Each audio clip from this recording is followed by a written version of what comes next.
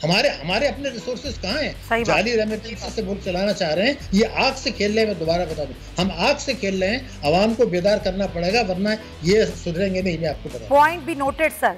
एक तरफ हुकूमत दावे करती है कि डॉलर 185 तक ले आएंगे, मगर इन दावों पर और डॉलर के नीचे आने से भला आवाम को क्या फायदा होगा? बिजली की कीमतों में आए दिन इजाफा होता है, LPG की कीमतों में भी इजाफा हो रहा है, गैस की कीमतों में भी इजाफा हो रहा है, तो आवाम को तो कोई फ़ायदा नहीं हो रहा। ज़रा इस पर बात करें। माहिर मुआशियात हैं शाहिद हसन सिद्दीकी साहब, उनको हम वेलकम करते हैं। अस्सलाम वालेकुम डॉक्टर साहब, कैसे हैं आप सर?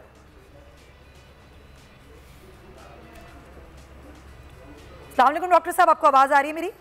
जी बिल्कुल। मैंने कहा वालेकुम अस्सलाम, अल्हम्दुलिल्लाह सब खैरियत है। सर ये बताइए, आप माशाल्लाह खैरियत से हैं, ये आवाम की खैरियत कब मतलूब होगी सर? ये महंगाई का लगता है आपको कोई तूफान रुकेगा, कहीं थमेगा? जो हुकूमत मुआहिदे कर रही है, IMF से लेटर ऑफ इंटेंट पर इत्तेफाक हुआ है सर।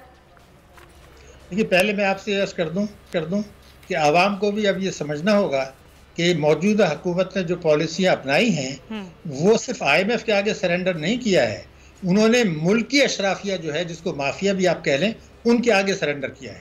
और IMF समेत बैरूनी अशराफिया के आगे सरेंडर किया है। और मुल्की अशराफिया और बैरूनी अशराफिया का गठजोड़ है पाकिस्तान में, जिसकी वजह से लड़ाई आ रही है। अगर अवाम ये जिम्मेदारी कबूल नहीं करते कि इस अशराफिया के गठजोड़ को तोड़ें, इस अशराफिया को डिमोलिश करें, तो फिर उनको तकलीफ उठानी पड़ेगी। मसलन जो मुझे नज़र आ रहा है, ये जो मौजूदा माली साल है, इसमें ग्रोथ रेट पिछले साल से आधा रहेगा, 3%, खित्ते के ममालिक से कम। और महंगाई की शरह जो है भारत से तकरीबन दुगनी से ज़्यादा, रोज़गार के मौके कम मैसर आएंगे। सवाल सिर्फ ये बुनियादी पैदा ये होता है कि जिम्मेदारी सबको कबूल करनी पड़ेगी। ये इन्होंने जो पॉलिसियाँ बनाई हैं, मैं अगर एक बिल्कुल रिकॉर्ड पे बता रहा हूँ कि मुस्लिम लीग नून के मंशूर से बराह रास्त मुतासादिम है। अगर वोट की इज्जत कहीं देनी है तो फिर जिस पर आपने वोट लिया था उस पर तो अमल करें। वोट की इज्जत तो वो है, आपने वोट की इज्जत को डिमोलिश कर दिया, बुरी तरह डिमोलिश कर दिया। देखिए, जब इमरान खान साहब रुखसत हुए थे तो 182 रुपए का डॉलर था, तो आप 240 तक ले गए। तो ये जो 240 तक ले गए, जानबूझ के गिराया गया। स्टेट बैंक इसमें जो है उसकी जिम्मेदारी बनती है। अभी तक ये अपना वहाँ गवर्नर नहीं ला सके, IMF का साबिक मुलाजिम बैठा है। तो ये अभी इनको आए हुए कितना अरसा हो गया, ये गवर्नर तक अपॉइंट नहीं कर सके, या इनके ऊपर कोई दबाव है? हमें बता तो दें। ये रुपया जो गिराया गया है, ये सारी तबाही बर्बादी जो आई है, वो रुपया गिरने की है। 182 से 240 तक आना खुदा के गजब से। तबाही जो मचाई गई है, इसका फायदा सबसे ज्यादा किसको पहुंचा है डॉक्टर साहब? इसका फायदा पहुंचा है सट्टेबाजों को, इसका फायदा पहुंचा है स्मगलर्स को, इसका फायदा पहुंचा है भारत को, जो के खरीद। देखिए, हुकूमत और स्टेट बैंक उनकी आंखें नहीं है। अगर आज 214 रुपए का डॉलर है तो पेशावर में 220 का है और अफगानिस्तान में 225 का है। वहां से भारत खरीद रहा है। भारत इसलिए खरीद रहा है कि वो पाकिस्तान को नुकसान पहुंचाए, हमारा दुश्मन है। लेकिन हम लोग जो स्मगलिंग होने दे रहे हैं, तो हमारे इदारे क्या काम कर रहे हैं? सट्टेबाजी भी हो रही है, मुनाफिखोरी भी हो रही है, बैंकों ने फायदा उठाया, एक्सचेंज कंपनीज ने फायदा उठाया, खुले आम उठाया। तो मैं ये पूछना चाहता हूं कि क्या इससे पहले जब रुपए की कदर गिरती थी तो स्टेट बैंक मीटिंग नहीं बुलाया करता था बैंकों की? क्या स्टेट बैंक एक्सचेंज कंपनीज की मीटिंग नहीं बुलाया करता था? क्या हुकूमत जो है वो एक्शन नहीं लिया करती थी? तो सर आज स्टेट बैंक क्यों इन बैंकों के हाथों ब्लैकमेल हो रहा है? सबसे बड़ी वजह क्या है सर इसकी?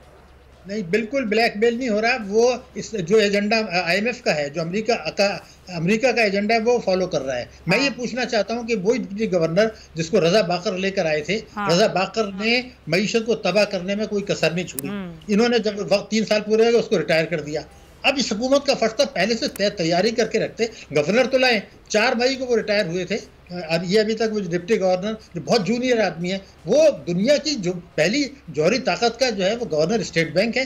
और मैं ये पूछना चाहता हूँ कि जब इनको कटहरे में खड़ा किया जाएगा, स्टेट बैंक को, वजारत खजाना को और इस कैबिनेट को, सर कौन खड़ा करेगा कटहरे में? और मिफ्ता इस्माइल साहब तो कह रहे हैं हमने मुल्क को डिफॉल्ट से निकाल दिया, ये 4थे नंबर पर था डिफॉल्ट होने के।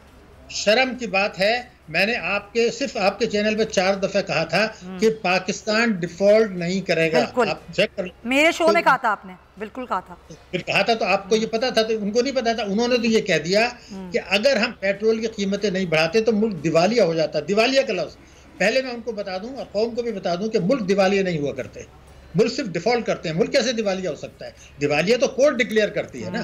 तो अगर एक आदमी पाकिस्तान में है, कर्जा लेके वापस नहीं करता, वो दिवालिया डिक्लेयर हो सकता है। मुल्क तो हुआ ही नहीं करते। तो आपने 1000 अरब रुपए के टैक्सेस आवाम पर डालने के लिए, पेट्रोल के नर्ख बढ़ाने के लिए, बिजली के नर्ख बढ़ाने के लिए लोगों को ये कहा कि देखो मैं मुल्क को दिवालिया होने से बचा रहा हूँ, वो मुल्क जिसके लिए कुर्बानियां दी गई थी, तो क्या आप इतना नहीं कर सकते? तो ये जो जवाब बनाया गया है, यही कटहरे में लाने के लिए काफी है।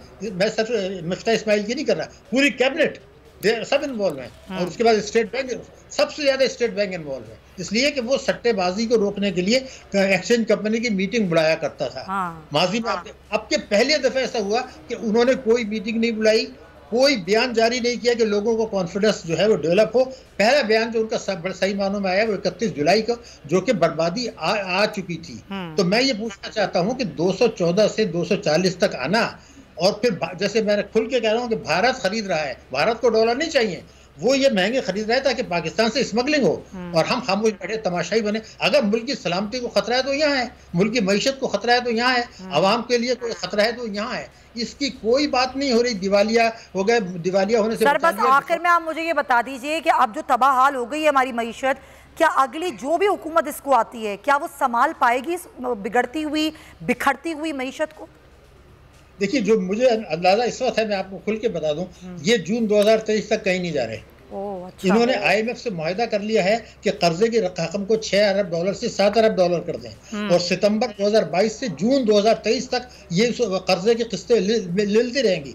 वो प्रोग्राम खत्म होगा, इस दौरान में मईशत की शरह नमू आधी रह जाएगी, और जो हुकूमत आएगी उसके जुमले में आपको बता दूं उसके बाद हमें मईशत तबाह है, हमें तबाहल मईशत मिली है, हमारा काम है मईशत को ठीक करना, आवाम कुर्बानी दे। ये 1993 से 7 मरतबा हो चुका है। ये हुकूमत ने भी वही ड्रामा अपनाया, वही नुस्खा अपनाया जो फेल हो चुका है मईशत की बहाली का, यानी कर्जे लें, इमदाद लें, IMF से लें, वर्ल्ड बैंक से लें, सऊदी अरब से लें, चाइना से लें, कतर से लें, UAE से लें। ये क्या तमाशा है भाई? हमारे अपने रिसोर्सेज कहाँ हैं? जाली रेमिटेंस से मुल्क चलाना चाह रहे हैं, ये आग से खेल रहे हैं। मैं दोबारा बता दूं, हम आग से खेल रहे हैं, आवाम को बेदार करना पड़ेगा, वरना ये सुधरेंगे नहीं। मैं आपको बता, point be noted sir. Subscribe करें और बेल दबाएं ताकि कोई खबर रह न जाए।